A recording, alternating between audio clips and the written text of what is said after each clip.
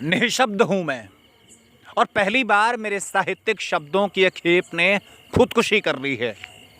उसके पीछे बहुत बड़ा कारण यही है कि हमारे उत्तर प्रदेश में परिषदीय विद्यालय जो संस्कार और संस्कृति के संवर्धन के केंद्र हुआ करते हैं, जहाँ समाज का बहुतायत तबका पढ़ा करता है, उन्हें मजदूर बनाया जा रहा है, वो भी दिहाड़ी का मजदूर।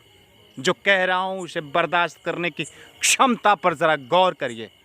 ये तस्वीरें हैं पूर्व माध्यमिक विद्यालय, मोहब्बत से कहता हूँ कंपोजिट विद्यालय बेहड़ा की।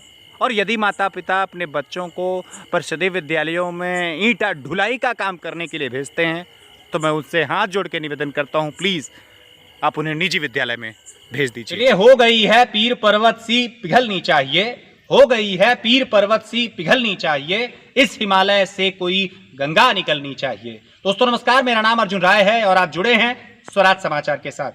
परिषदीय विद्यालयों में जब कभी माता पिता अपने बच्चे को बड़े लाड प्यार से, बड़े दुलार से कंघी करके स्कूलों में भेजते हैं, चाहे वो निजी विद्यालय हो चाहे परिषदीय विद्यालय हो, तो एक आशा पाल करके भेजते हैं, एक अपेक्षा पाल करके भेजते हैं कि मेरा बेटा या मेरी बेटी जो विद्यालय में जाएगा तो शायद शिक्षक और शिक्षिका जो भी लोग लगे हैं वो बड़ी जिम्मेदारी के साथ और बड़ी तन्मयता के साथ बच्चों को पढ़ाएंगे। और मुझे ये कहते हुए कतई गुरेज नहीं है कि परिषदीय विद्यालय में बच्चों को दिहाड़ी का मजदूर बनाया जा रहा है। फिर से बोल रहा हूं, बर्दाश्त करने की क्षमता अगर लोगों की हो तो बर्दाश्त करिएगा। परिषदीय विद्यालयों में बच्चों को दिहाड़ी का मजदूर बनाया जा रहा है। और आज ये पहला वाकया नहीं है, इससे पहले नमक रोटी की कोई घटना आ जाएगी, और आज को बच्चे ये ईंट ढो रहे हैं तो ये होने भी ज्यादा समय मुझे नहीं लगता कि होने वाला है कि कल को ये बच्चे उसी विद्यालय में पोछा लगाएंगे। ये कहते हुए मुझे बहुत गुरेज है और बहुत दुख भी है कि कल को इन्हीं बच्चों से विद्यालय में झाड़ू लगवाया जाएगा, और अनगिनत ऐसे केसेस आपको देखने और सुनने को मिलती हैं। मैं सैल्यूट करता हूं परिषदीय विद्यालयों में बहुत बेहतर काम करने वाले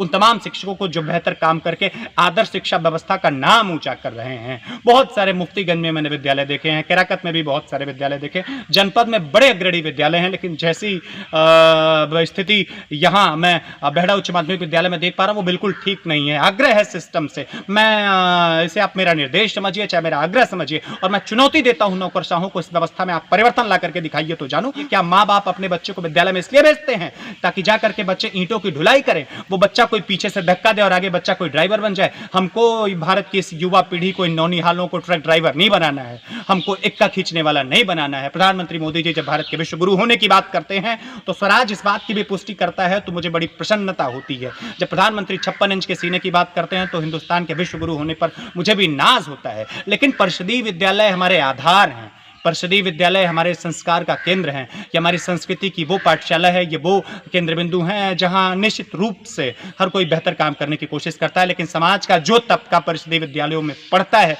मैं जातिगत किसी को नहीं बांटना चाहता, उसके साथ कहीं ना कहीं काम के आधार पर भेदभाव दिखा है, और परिषदीय विद्यालयों में व्यवस्था बदलेगी, मैं ये आशा करता हूं। लेकिन इस वीडियो ने मुझे शर्मसार कर दिया, और मुझे लगता है कि शिक्षा विभाग में रहने वाले तमाम लोग प्रतिक्रिया के माध्यम से मुझे जरूर बताएंगे आखिर प्रधानाचार्य की मौजूदगी में विद्यालय में वर्किंग आवर के दौरान ये जो घटना घटी है आखिर वो कहां तक ठीक है। चलिए आपको सीधी कवरेज दिखाता हूं जौनपुर मुख्यालय से लगभग 40 किलोमीटर दूर केराकत के बेहड़ा से, जहां एक वीडियो वायरल हो रहा है उच्च प्राथमिक विद्यालय बेहड़ा का, जहां पर 4-5 की संख्या में बच्चे ईंटा ढोने का काम करते दिखे हैं।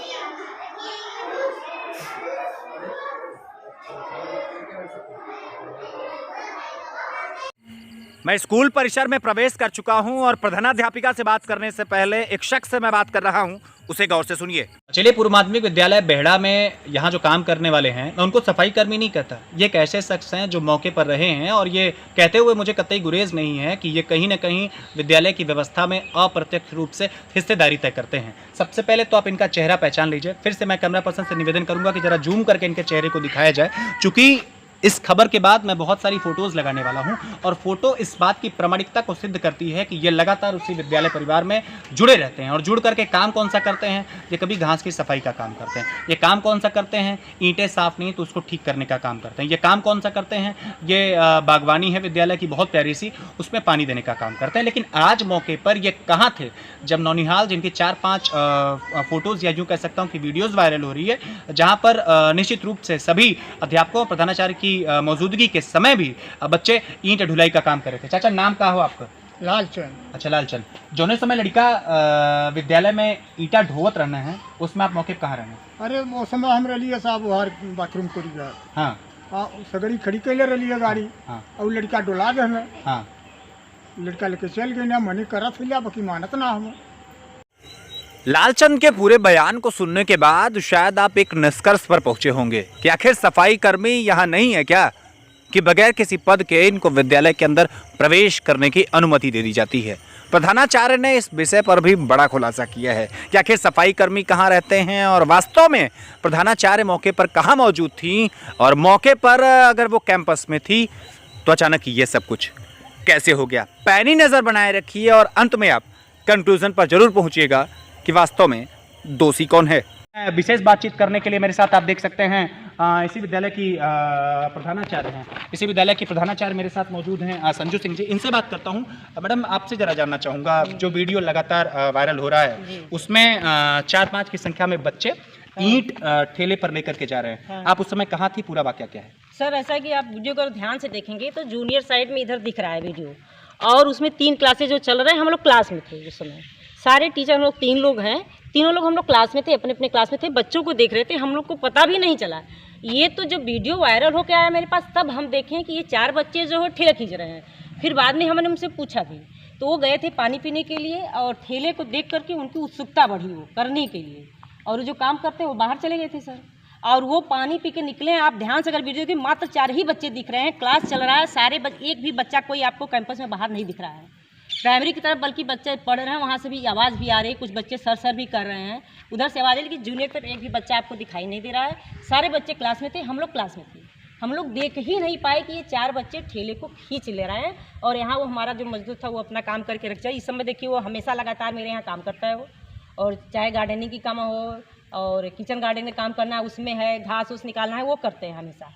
उन्हीं करके थे, यहाँ पे उनको बाथरूम लगी, वो चले गए सर बाहर, और उसी समय संजोग ही बना कि वो सब नल से पानी पी के आ रहे थे, जैसा कि आप नल भी दिखा दीजिए कि हाँ बगल में ही है, और वो अपना मस्ती में करते हुए अपना खींच के लेके चले गए। तो आपसे एक बात मैं जानना चाहूँगा कि इससे पहले कभी कोई ऐसा वाकया था जब लगा हो कि बच्चों से ऐसा कोई काम करवाया गया? नहीं सर, नहीं, मैं परमानेंट इनको बराबर रखती हूँ। आप कई फोटोज जिनका देख लीजिए, वीडियो देख लीजिए, ये आज से नहीं, लगभग ये जून से तो परमानेंट हमारे यहाँ काम कर रहे हैं। चलिए, तो मैं कह दूं क्या कि बच्चों की चंचलता को या उनके स्वाभाविक छोटे से अवगुण ही आप कह दीजिए, मुझे दुश्वारी नहीं है। इसको अगर आप कहते हैं कि यहाँ विद्यालय के प्रधानाचार्य या यहाँ के शिक्षक बच्चों से काम कराते हैं, तो थोड़ा सा आपको अपने विषय वस्तु पर विचार करना पड़ेगा। लेकिन मौके पर जो भी 30 सेकंड 40 सेकंड की वीडियो दिख रही है, वास्तव में ऐसा बिल्कुल नहीं होना चाहिए। लेकिन एक बात और सच है, एक व्यक्ति एक समय में एक ही काम कर सकता है। उसके पास 10 हाथ 20 पैर या 40 आंखें नहीं है कि वो हर एक चीज को वॉच कर सकता है। और जिनको लगता है कि तनिक भर भी किसी के फेवर की कोई बात की जा रही है,